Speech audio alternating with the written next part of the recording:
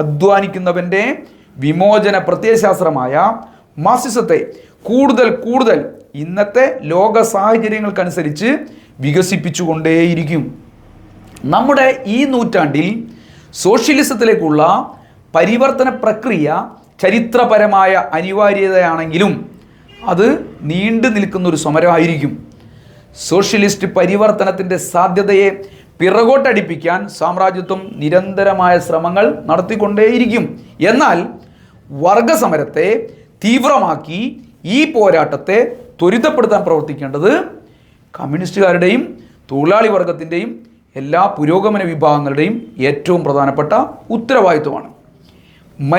മനുഷ്യനെയും രാഷ്ട്രത്തെയും ചൂഷണം ചെയ്യുന്നതിൽ നിന്ന് മുക്തമായ ഒരു വ്യവസ്ഥ സ്ഥാപിക്കുന്നതിനുള്ള സമരങ്ങളായിരിക്കും ഇന്നത്തെ കാലത്ത് സോഷ്യലിസത്തിന് വേണ്ടിയിട്ടുള്ള സമരം എന്ന് പറയുന്നത്.